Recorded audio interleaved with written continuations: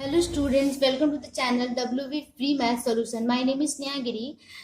We are covering the syllabus of Ganit Prakash Class 8 West Bengal Board, and this is the chapter 19 Formation of Equation and Solution. समीकरण गठन और समाधान। जैसे कि आप जानते हैं कि सॉल्यूशंस आपको हिंदी और इंग्लिश दोनों में प्रोवाइड कराई जाती है।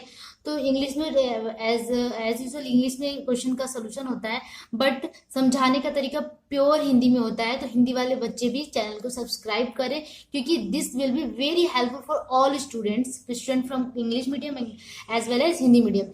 बंगला medium can also take help from this. Okay, then चलो क्वेश्चन नंबर 12 से स्टार्ट करते हैं, बिकॉज लास्ट वीडियो में हमने क्वेश्चन नंबर 11 तक कर लिया था चैप्टर 19 का। तो question number 12, this is also a word problem. Okay, my uncle changed 1000 rupees check from the bank in the form of 5 rupees and 10 rupees notes. He received 137 notes in the total and find the number of notes that he got. ठीक है, before it मैं एक और बात आप लोगों से कहना चाहती हूँ। सॉल्यूशंस आपको यहाँ पे सबसे इजी वे में मिलेगा, क्योंकि बैठकर बहुत ज्यादा प्रैक्टिस करते हैं। मैं खुद एमएससी हूँ मैथ्स से, ठीक है। तो हम एक एक क्वेश्चन का सॉल्यूशन इजी तरीके से लाने की कोशिश करते हैं, जहां जो आपको कहीं भी नहीं मिलेगा, सिर्फ आपको इसी चैनल पे सबसे इजी तरीके में मिलेगा। क्योंकि बहुत सारे ऐसे टीचर्स या बहुत सारे सॉल्यूशन आपको मिलेंगे जो सॉल्यूशन का समाधान, मतलब कि सॉल्यूशन तो मिल जाएगा आप लोगों को, बट उसका इजी वे नहीं मिलेगा। ठीक है, तो क्वेश्चन को कैसे इजी तरीके से ढालना है, किस तरह समझाना है, ये यहाँ आप लोगों को मिलेगा। हम अपना पूरा कोशिश कर रहे हैं। तो इसके लिए आपको बस क्या करना है कि अभी तक अगर आपने सब्सक्राइब नहीं किया है तो सब्सक्राइब कर लीजिए, क्योंकि नोटिफिकेशन आपको मिलना जरूरी है। आपकी लॉकडाउन स्टडी में बहुत हेल्पफुल होगा और आपको रैंकिंग करने में भी बहुत हेल्प करेगा। चलो क्वेश्चन नंबर 12 जैसे कि है यहाँ पे, माई अंकल चेंज्ड ₹1000 चेक। एक 1000 का चेक है, उन्होंने बैंक से क्या किया, चेंज कराया। तो उन्हें क्या मिला, 5 रुपीज एंड 10 रुपीज के नोट्स मिले, and he received 137 total notes. मतलब कि 5 रुपीज के नोट्स एंड 10 रुपीज के नोट जो मिले, उन टोटल में कितने नोट्स मिले, 137 नोट्स मिल रहे हैं। ठीक है, then find the number of notes that he got. तो कितना नंबर ऑफ नोट्स मिला उन्हें, वो निकालना था। 5 रुपीज का नोट्स कितना मिला था, 5 रुपीज का कितना नोट मिला, ये तो हमें नहीं पता है, यही निकालना है। ठीक है, find the number of notes that he got. मतलब कि नंबर ऑफ नोट्स 5 रुपीज के कितने नोट्स थे और 10 रुपीज के कितने नोट्स थे। ये तो हमें पता है कि 5 के भी नोट थे उसमें और 10 के भी थे, और टोटल नोट्स 137 थे, ये हमें पता है। बट कितने 5 के थे और कितने 10 के थे, ये हमें नहीं पता है, यही हमें निकालना है। ठीक है, आप लोग को समझ में आया होगा। तो जो निकालना होता है वही हमें मानना भी होता है। ठीक है, लेट करना होता है। तो let us suppose uncle got 10 rupees notes. 10 rupees notes उन्हें कितना मिला, कितनी संख्या में मिला, 1 मिला, 2 मिला, 10 मिला, कितना मिला, इसे हम मान लेते हैं क्या, x। ठीक है, x नंबर ऑफ नोट्स मिला। ठीक है, नंबर ऑफ नोट्स यहां लिख सकते हैं नोट्स। ओके, और अंकल गॉट 5 रुपीज नोट्स क्या मान लेते हैं। देखो टोटल नंबर ऑफ नोट्स हमें पता है 137, तो 137 में से x को माइनस कर देंगे तो 5 रुपीज वाला मिल जाएगा। ठीक है, अगर आप किसी बैग में कुछ नोट रख देते हो जिसमें 5 रुपए का भी है, 10 रुपए का भी है, लेकिन कौन कितना है नहीं पता है, तो उस बैग में टोटल अमाउंट तो आपको पता है कि हाँ 20 नोट मैंने डाले थे, अब इसमें 5 के कितने हैं, 10 के कितने हमें नहीं पता। अगर आपको 5 के पता चल गए तो 10 निकालने में लिए क्या है, उस 5 को माइनस करना है। वही यहाँ पे करना है कि आपको 10 रुपए का नोट पता है x है, तो 5 रुपए का नोट कितना होगा उसमें, 137 माइनस x। ठीक है, नेक्स्ट हमें क्या करना है, अकॉर्डिंग टू प्रॉब्लम क्या है, देखो 1 रुपए का 10 रुपए का नोट यहाँ पे x है। अगर आपके पास 10 रुपए का 2 नोट हो, 10 रुपए का 2 नोट्स हो, तो आपके पास कितना पैसा हुआ, 10 प्लस 10 है ना, या फिर 10 मल्टीप्लाई 2 कितना हुआ, 20 रुपए हुए आपके पास टोटल। ठीक है, मतलब कि अगर 10 रुपए के आपके पास 2 नोट हैं तो आपके पास 20 रुपीज हुए टोटल। इसका मतलब यहाँ पे 10 रुपीज के x नोट है, तो आपके पास टोटल अमाउंट कितना हुआ, पैसा कितना हुआ, 10 मल्टीप्लाई x 10x। तो अकॉर्डिंग टू प्रॉब्लम क्या है, 10x प्लस, देखो अब 5 रुपए के इतने नोट्स हैं, तो टोटल अमाउंट आपके पास कितना पैसा हुआ, 5 मल्टीप्लाई 137 माइनस x, यही हुआ आपके पास। ठीक है, तो ये दोनों क्या है, रुपीज में है, this is both in the rupees 10x and 5 multiply this rupees में है। और आपके पास टोटल कितना रुपीज मिल रहा है, कितना था 1000। अब समझ में आया होगा आपको कि 1000 में ही तो हमने दो भाग में बांटा था, एक 5 रुपए का नोट है, एक 10 रुपए का नोट है, लेकिन नंबर ऑफ नोट्स थे ये। बट इसका अमाउंट निकालने के लिए इस नोट को हमको पैसे से मल्टीप्लाई करना होता है, तो पैसे से मल्टीप्लाई कर दिया 10x और इसको पैसे से मल्टीप्लाई कर दिया 5 मल्टीप्लाई दिस। अब ये हो गया हमारा रिक्वायर्ड इक्वेशन ही बन गया। ठीक है, अब इसका क्या करना है, हमें सोल्यूशन करना है। सोल्यूशन स्टार्ट करते हैं फटाफट। 10x प्लस 5 मल्टीप्लाई 137 685 होगा, minus 5x is equal to 1000। ठीक है, अब यहाँ पे क्या हो गया कि 10x माइनस 5x हो गया, और ये 1000 माइनस 685 माइनस करो, then 5x is equal to 1315। ठीक है, अब यहाँ से x की वैल्यू निकल जाएगी, x is equal to 315/5 that is 5 6 जा 30 और 5 3 जा ये 15 63। x क्या माना था हमने, uncle got 10 rupees notes. Number of notes कितने थे x, तो number of notes 10 rupees note, sorry क्या लिखेंगे, नंबर ऑफ 10 रुपीज नोट्स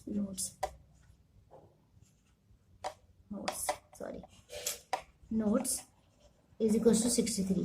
ठीक है, और 5 rupees number of 5 rupees notes कितने हो जाएंगे 137 माइनस 63, बस आंसर आ गया आपका। ठीक है, सॉरी, तो number of 10 rupees note 63 and number of 5 rupees note 137 minus 63 that is 74। यही आपको दोनों फाइंड करना था, निकल गया। बहुत इजी है, कुछ भी नहीं करना है। अगर आपको 2-3 बार मेरी बात तो समझ में आ गई तो इसको 2-3 बार आप इसको देखिए, आपको बिल्कुल समझ में आ जाएगा। और प्रैक्टिस बहुत जरूरी है, प्रैक्टिस करते रहिए। तो चलो नेक्स्ट क्वेश्चन पे मूव करते हैं। Question number 13 is here, Salim uncle of our village used half of his salary savings to buy a house after his retirement from the government job. One day he would sold his house and got 5% more than its CP. बीच में एक और भी था कि कुछ अचानक से उनकी तबीयत खराब हो गई या फिर कुछ ऐसा विपत्ति आ गया, तो उन्होंने क्या किया कि 5% मोर देन में ही जितना सीपी का मतलब कि कॉस्ट प्राइस से 5% अधिक में उन्होंने क्या किया कि अपने घर को बेच दिया। अगर if he would taken 3450 more then he would got 8%।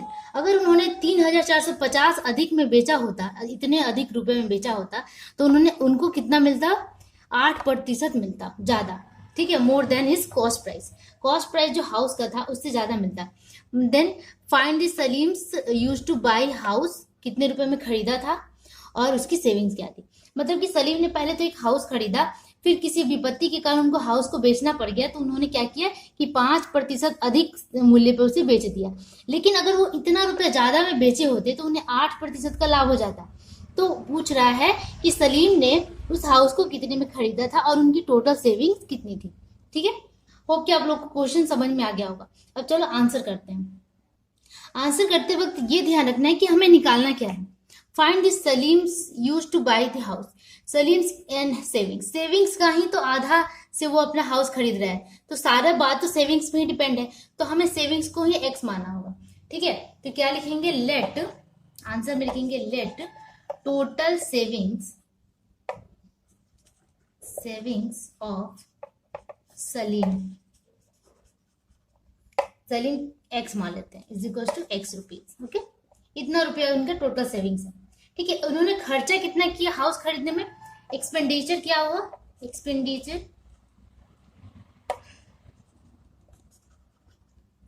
Expenditure on house को पे कितना खर्चा किया खरीदने में उन्होंने, हाफ ऑफ सेविंग्स, यही है ना, हाफ ऑफ सेविंग्स। तो हाफ ऑफ सेविंग्स कितना है, एक्स है, दैट इज x/2 हो जाएगा। हाफ मल्टीप्लाई एक्स, ऐसे भी लिख सकते हैं हम, half multiply x that is x/2। ठीक है, इतना रुपीज हो गया। इतना रुपीज उन्होंने क्या खर्चा किया, किस पे, हाउस खरीदने में। उसके बाद क्या बोल रहे हैं, देखो जी ये छोटे छोटे टर्म्स है, इसे हम पहले अलग करके रख लेते हैं, तो ये सवाल बनाना, ये क्वेश्चन करना बहुत ही आसान हो जाएगा। देखिए हम लोग आपको इस तरह का क्वेश्चन और सोल्यूशन बनाने की कोशिश कर रहे हैं जो सबसे इजी हो और एग्जाम में आप कहीं ना भूले। कई कई बार ये होता है कि हम इतना करके रुक जाते हैं, समझ में नहीं आता है कि आगे बढ़े कैसे। तो इसी के लिए मैं ये छोटे छोटे टर्म्स आप लोग को बीच में बताते रहती हूँ, जिससे आप बीच में अटके ना, कहीं भी आपको स्टक नहीं करना है। क्या स्टक आउट हो गए, दिमाग में कुछ समझ में नहीं आ रहा है कि आगे कहाँ स्टार्ट करें, क्या लिखे। तो सबसे पहले ये देखना है कि क्वेश्चन में क्या क्या दिया हुआ है। पहले तो ये दिया हुआ है, उसके बाद क्या दिया हुआ है कि one day he would sold the house, got 5% more than its CP, 5% more than its CP। तो हम वो निकालेंगे कि इसका मतलब इसका 5% कितना होगा, ये हम निकालते हैं। मोर देन बाद में करेंगे, ठीक है। इसका 5% निकालते हैं तो क्या होगा, 5% ऑफ CP ऑफ हाउस क्या हो जाएगा। अभी देखो CP कितना है, खर्चा कितना किया,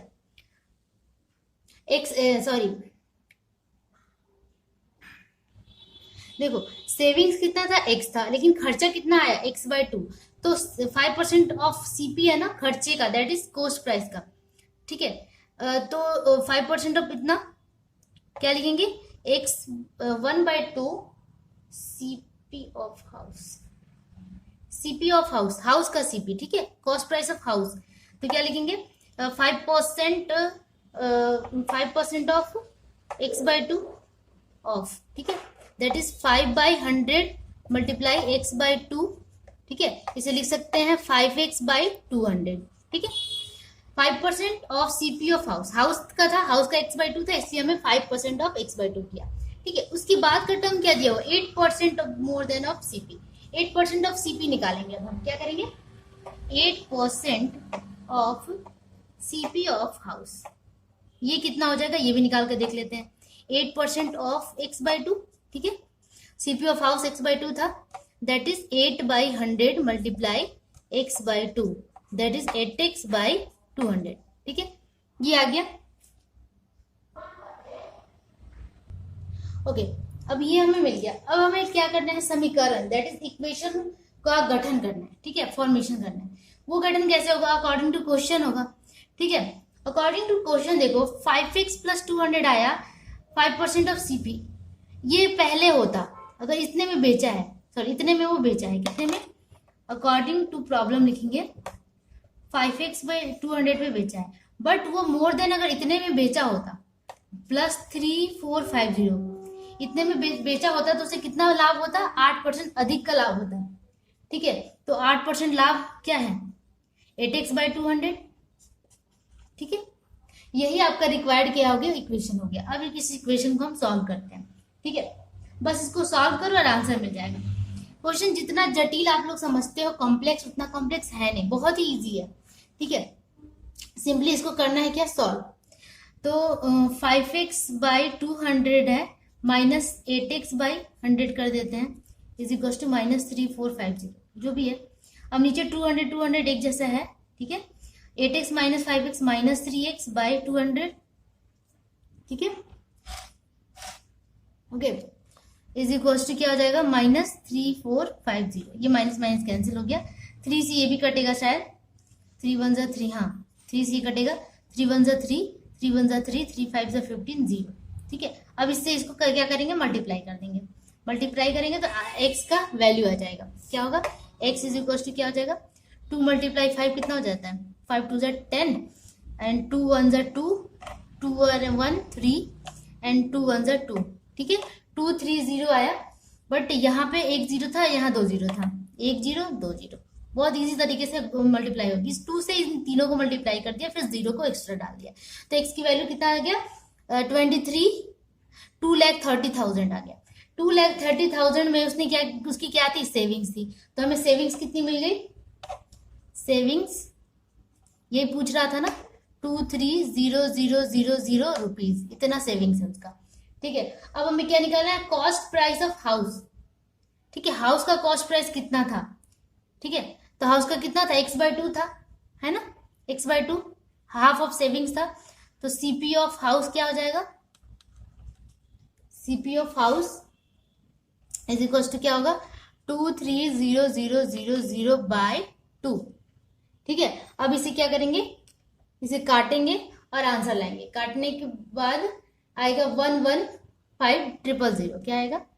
115000। यहाँ पे जगह की कमी हो रही है मुझे, एक minute. CP of house is equals to x by 2, that is 230000/2। काटने पे आएगा 115000, इतना रुपीज। ठीक है, यही दोनों आंसर पूछ रहा था कि सेविंग्स कितनी थी और कितने में घर खरीदा था। ठीक है, दोनों आंसर आपका आ गया यहाँ पे। चलो अब नेक्स्ट क्वेश्चन पे मूव करते हैं, question number 14। Today moving to the next question number 14। There was a food provision for 20 days in a refugee camp of a village Gopalpur. After 7 days, 100 more refugees joined the refugee camp and they consumed the food within 11 days. Write the number of refugees were present initially. मतलब कि गोपालपुर गांव में राहत प्रार्थियों के लिए 20 दिन का खाना उपलब्ध था। 20 दिन का खाना उपलब्ध था। एक राहत कैंप है, इसमें 20 डेज का ही खाना था। ठीक है, उपलब्ध है। 7 दिन बाद 100 लोग आ जाते हैं, 7 दिन बाद और 100 लोग आ जाते हैं। पहले से तो कुछ लोग थे, लेकिन कितने लोग थे हमें नहीं पता। 7 लोग और आ जाते हैं, सॉरी 7 दिन बाद 100 लोग, 100 लोग, 100 और आ जाते हैं। तो वो खाना 11 दिन में, जो कि 20 दिन में खत्म होना था, वो 11 दिन में ही खत्म हो जाता है। ठीक है, तो पहले कितने लोग थे ये हमें पता करना है। ठीक है, तो the number of refugees present initially, जो इनिशियली प्रेजेंट थे वो कितने थे ये हमें पता करना है। देखो कितने प्रेजेंट थे ये हमें नहीं पता है, तो हम उसी को x मान के चलेंगे। ठीक है, और 20 डेज का खाना अवेलेबल था। ठीक है, x पीपल के लिए, है ना, क्योंकि वो जितने लोग थे पहले उतने लोगों का खाना क्या था, उपलब्ध था। मान लो अगर इसमें 10 लोग होते, कैंप में 10 लोग होते, तो उनके लिए उतने दिन का ही खाना होता, 20 डेज का खाना होता। बट 7 दिन बाद क्या होता है कि और 100 लोग आ जाते हैं, तो जो खाना 20 डेज चलना था वो 11 डेज में ही फिनिश हो जाता है। ठीक है, तो इनिशियली कितने लोग प्रेजेंट थे ये हमें पता करना है। चलो करते हैं, मान लेते हैं कि let there x number of refugees present, या फिर इनिशियली प्रेजेंट रिफ्यूज। ओके, ये लिखते हैं इनिशियली प्रेजेंट रिफ्यूजीज कितने थे, x। Number of refugees x हो गया। ठीक है, और आफ्टर और द 20 डेज फूड अवेलेबल था, 20 डेज के लिए उनके लिए खाना उपलब्ध था। ठीक है, ठीक है, टोटल डेज कितना था, टोटल डेज था 20। ठीक है, आफ्टर 7 डेज कितने हो गए, 100 लोग आ गए। ठीक है, आफ्टर 7 डेज 100 मोर रिफ्यूजीज कम, जो भी है 100 मोर आ गए। तो अभी 20 में से -7 हो जाएगा, कितना बचा, 13 डेज बचा। अब तो 13 डेज में ही उनको कंप्लीट करना है खाने को। ठीक है, पहले वो 20 दिन का खाना था, लेकिन अब 13 दिन में ही उतने लोगों के लिए कंजम्पशन करना है। लेकिन उन लोगों ने क्या किया, उल्टा 11 दिन में ही खत्म कर दिया, 11 डेज में ही खत्म कर दिया, तबकि 13 डेज का खाना था। तो कितने लोग आ गए थे, 100 मोर लोग आ गए थे। ठीक है, तो 100 मोर पीपल आ गए थे, तो अब लोगों की संख्या कितनी हो गई, अब नंबर ऑफ रिफ्यूजीज कितने हो गए। नाउ यहाँ लिखेंगे, नाउ नंबर ऑफ रिफ्यूजीज दिख रहा है इज इक्वल टू कितना हो गया, x पहले था अब 100 हो गया, x + 100। ठीक है, अब इतने लोग आ गए। ओके ओके, तो क्वेश्चन में क्या था, x पीपल कितना कंजम करेगा, मतलब खाएगा, खत्म करेगा खाने को 13 डेज में, है ना। 13 डेज में अब खत्म करेगा। Okay, then x people will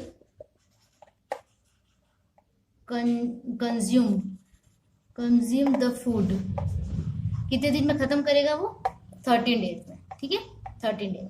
then 1 people, एक आदमी कितने दिन में कंज्यूम करेगा, 13x, 13 × x, that is 13x। यहाँ पे 13x क्यों हुआ, हमेशा क्या होता है, डिवाइड होता है, बट यहाँ पे मल्टीप्लाई क्यों हुआ, मल्टीप्लाई इसलिए हुआ क्योंकि जब भी मतलब कि डेज और मैन, डेज और पीपल की बातें होती है ना, तो हमेशा क्या होता है कि उल्टा होता है। जहां पे डिवीजन होना चाहिए वहां पे मल्टीप्लीकेशन हो जाता है। क्योंकि आप ही सोचो कि अगर एक आदमी किसी खाने को या किसी काम को 10 दिन में करता है, तो अगर 10 आदमी आ जाएगा तो उस काम को और जल्दी कर लेगा, ना कि लेट से करेगा। अगर लेट से करता तो ये सीधा समानुपात होता, लेकिन जल्दी कर ले रहा है तो ये उल्टा समानुपात हुआ। मतलब कि एक्स नंबर ऑफ पीपल है, एक्स से तो समझ में नहीं आएगा आप लोगों को। अगर 10 पीपल है और वो लोग 20 दिन में खाना को खत्म करते हैं, ठीक है। अगर यहाँ पे 20 आदमी आ गया तो ये खाना जल्दी खत्म हो जाएगा। मतलब कि ये खाना 5 दिन में भी खत्म हो सकता है। इसका मतलब क्या है, ये घट रहा है ना, ये कम हो रहा है। तो इस तरह का जब भी कंडीशन होता है तो समानुपात उल्टा होता है, ठीक है। तो इसीलिए यहाँ पे डिवीजन होना चाहिए, वहां पे क्या होगा, मल्टीप्लीकेशन। हमेशा आदमी और दिन, पीपल एंड डेज में हमेशा मल्टीप्लीकेशन होता है। अगर ये भी आप बात समझ जाओ तो ये आपको बात समझ में आ जाएगी। तो हमने क्या किया, एक्स पीपल को 13 डेज से मल्टीप्लाई कर दिया, 13 डेज 1 नंबर ऑफ पीपल। अब कितना हो जा रहा है, अब हो गया है कितना, x प्लस 100 पीपल हो गए हैं। तो ये कितने दिन में कंज्यूम करेंगे, 13x बाई x प्लस 100, ठीक है। अब इतने लोग हो गए तो अब इतने दिन में वो लोग कंज्यूम कर लेंगे। अब ये दिन ये किसके बराबर है, 11 डेज के बराबर होगा, क्योंकि उन लोगों ने 11 डेज में ही कंज्यूम कर लिया था। लिखेंगे according to problem they consume the food, आप लिख सकते हो, they consume the food within 11 days. चलो मैं लिख देती हूँ, they consume the food within 11 days, ठीक है। अब ये 11 डेज इस डेज के बराबर ही होगा ना, क्योंकि ये टोटल पीपल इतने डेज में कंज्यूम करते हैं और यहाँ पे 11 दिया हुआ है, ठीक है, गिवन है ये। तो हम ये और ये इसके बराबर होगा, इक्वल होगा। That in 13x is equal to x plus 100 is equal to 11। ये आपका रिक्वायर्ड क्या हो गया, इक्वेशन। ये रिक्वायर्ड क्या हुआ, इक्वेशन। अब हमें क्या करना है, इसको सॉल्व करना है। चलो सॉल्व करते हैं। क्रॉस मल्टीप्लाई होगा, ठीक है। क्रॉस मल्टीप्लाई करके क्या आ गया, 13x इज इक्वल टू क्या हो गया, 11x प्लस 1100, ठीक है। फिर मैं यहाँ करती हूँ, जगह की कमी है तो मैं थोड़ा सा इधर उधर कर रही हूँ, आप नहीं कीजिएगा। 13x minus 11x is equal to 1100, that is 2x is equal to 1100। Then x is equal to क्या होगा, 1100 बाई 2, कितना आएगा, 550।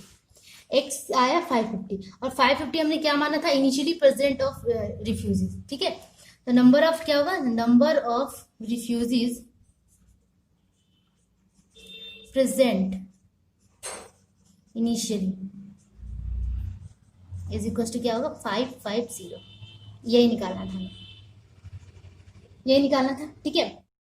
ओके, तो हमने क्या किया कि आज ये जो चैप्टर था, chapter 19 formation of equation and solution, गणित प्रभा का क्वेश्चन नंबर 14 तक कंप्लीट कर लिया।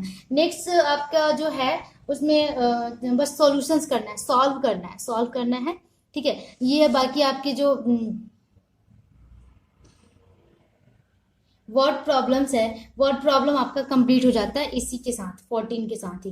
और नेक्स्ट 15 से आपका क्या है, ओनली सॉल्व करना है। तो मैं अपने तरीके से पूरी कोशिश कर रही हूँ कि इजी वे ऑफ मेथड आप लोग को बताऊँ। सबसे इजी तरीका, बैठ के हम खुद सॉल्व करते हैं तभी आपको सोल्यूशन देते हैं। तो अगर आपको हमारा वे ऑफ टीचिंग या फिर मेथड ऑफ टीचिंग पसंद आए तो प्लीज़ चैनल को सब्सक्राइब कर लो। अगर अभी तक नहीं किया है, आप लोग देखते हो बट सब्सक्राइब नहीं करते हो, तो प्लीज़ सब्सक्राइब करो, लाइक करो और प्लीज़ कमेंट भी जरूर करना। ओके, तब तक के लिए keep watching, keep practicing, bye bye.